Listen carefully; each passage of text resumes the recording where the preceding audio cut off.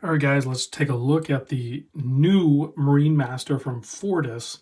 These are the 40 millimeter sized ones. There's a larger variant as well, which hopefully I'll get to see at some point. I think that one's 44. And the way these watches are configured, for me, for my wrist size, I would go 44.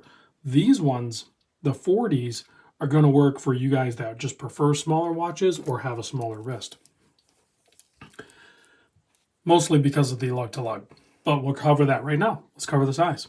So I measure a 40 millimeter bezel. The watch case is actually like 39 and a half-ish right in there. It's hard to grab the measurement, but the bezel is 40 mil.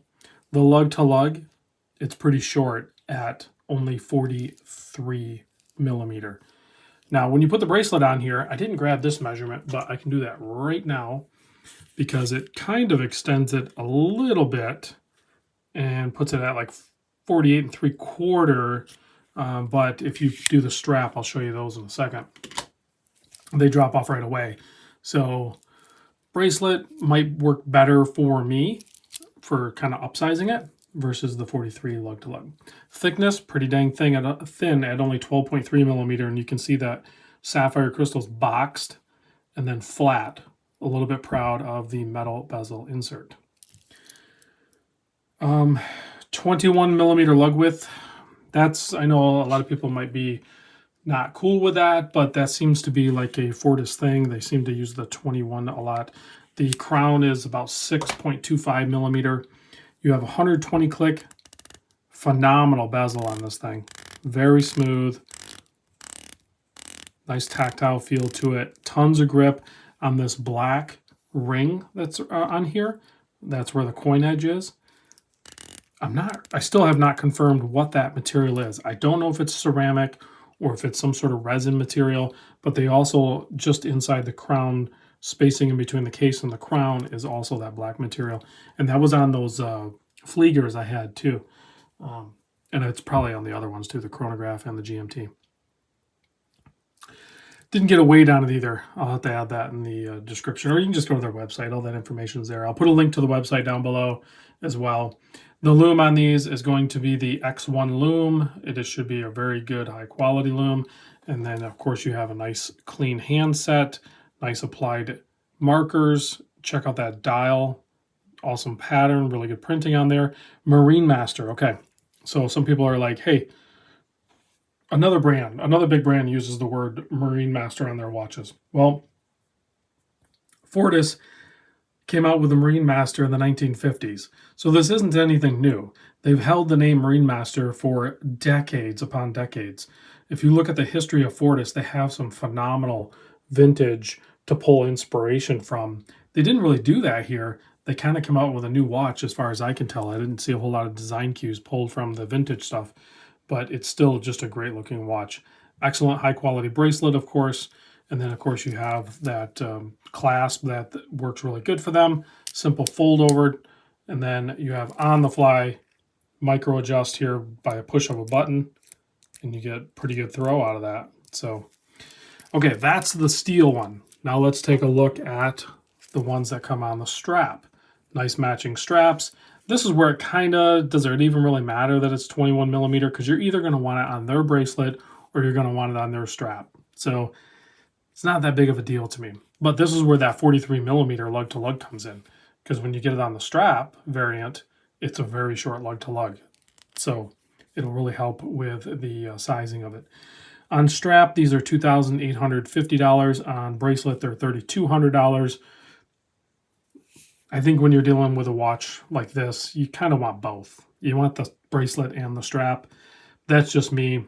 If I go down the path of, and I probably will at some point, picking up the F39 Flieger, I'm going to want the bracelet and the leather strap.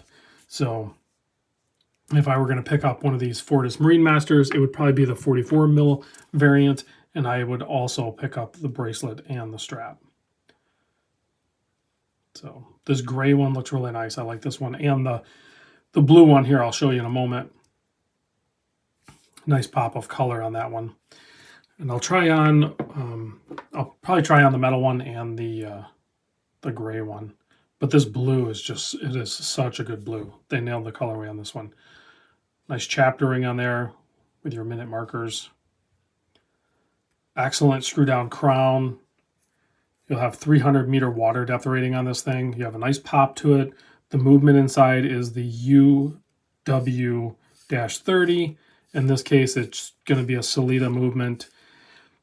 I think the SW200, but it might be the 300 series because they call it a 30. I don't know. I have not confirmed that with them. It would make sense that it would just be the SW200 though. All right, let me zoom back out. Here's the strap independent of the watch. They even have the white strap. So like if you wanted to pick up this one, yeah, pick it up on the metal, grab the extra strap, good to go. Bracelet, nice drape to it. The way it flows, it's super high quality.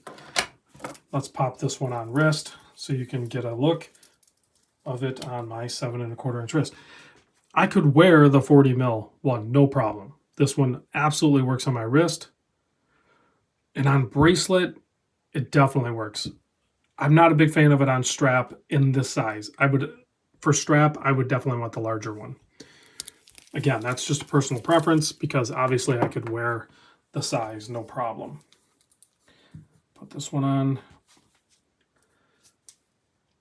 Excellent strap for this watch. Yeah, see, to me, that one, it's just the lug to lug, only being 43, just feels and looks a little too short for me.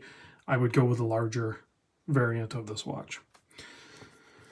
Okay, let's kill the lights, check the lume, and then if you guys have any questions, let me know. I will try to field them, but I am lacking in response of the comments often. They did a very cool thing with the lume as well on this. Obviously going with the X1, good potent lume, but they also kind of, not only did they lume the indices, the full handset, but they also did just a ring all the way around. Just adds an extra layer of pop. I really like that feature on this model. Oh, interesting. So on the non-white one, I just noticed they loomed Fortis. I'm just now noticing that. Very cool. It's not loomed on the white one, but on these ones, it is. I like that. Well done, Fortis. Again, thanks for watching, guys, and I'll catch you on the next video.